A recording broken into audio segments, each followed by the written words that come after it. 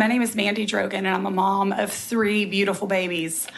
I have traveled the state for the past 6 months talking to parents night and day, receiving emails, but more importantly, carrying the hugs and the tears on my shoulders of moms and dads across the socioeconomic spectrum, racial spectrum, in our urban, suburban, and rural areas, begging for the legislature to listen to them, begging for the opportunity to make the choice of where they send their child to school.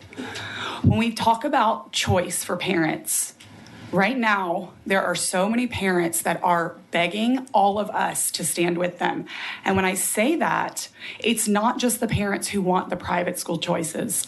It's also the parents that have their children in schools who are teaching counter to their values. If we ignore what is going on across the state, if we ignore the crisis of low expectations, in which 19% of our curriculum is on grade level, according to Commissioner Morath, if we ignore the moms and dads who are literally crying when they talk about the fact that their child is being bullied in a school and they have no ability to remove them from that class, regardless of what it is, the message stands firm. Parents should be the ultimate decision maker in their child's education. Every single parent, regardless of their race, regardless of their income, regardless of any other deciding factor, should ultimately make the decision, not be mandated by the government based on the street they live on. And I ask you all to stand together with the millions of parents across Texas, those that want to choose an excellent public school, those that want a private school, those that want a homeschool. Please stand with us, and we will stand with you. Thank you. Members, any questions for this witness? All right, Representative Harrison. Thank you, Chair. Thank you, Ms. Drogin. I am aware that you have been traveling around the state talking to parents all across Texas on this critically important issue, and I am quite confident that the stories you've heard from parents are sincere and heartfelt, but by definition, those are anecdotal.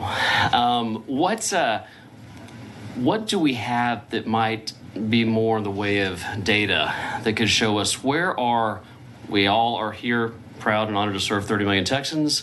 What does the data show regarding support for education freedom in Texas? Well, if we look at the March 1st, 2022 Republican primary vote, Prop 9 stated that that Texans would agree, or Republicans that were registered to vote would agree, that money is meant to educate a child and should follow the child to the school of the parent's choice, whether that is public school, private school, or charter school. Over 88% of Republicans voted for that. If you look at the handouts that I gave, you'll see dozens of stories from parents. These are parents that I asked to send, excuse me, their personal testimony of why they're asking you to support the education savings accounts. But also you will see the data broken down as to how districts voted in that primary.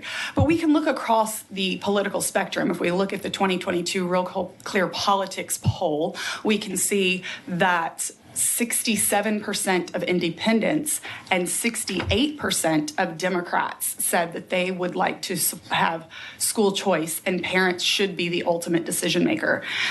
This should not be a political issue. If we actually break it down to its core, this is truly about freedom of parents to be the decision maker for their child. And that is what those numbers show us. Did I hear you say a majority, per the data you cited, of Republicans, Independents, and Democrats support this? That is correct. What about rural Texas? Do we have any data from rural Texas? We absolutely do have data from rural Texas. They also overwhelmingly support, over 80% support parents making the choice of where their child goes to school.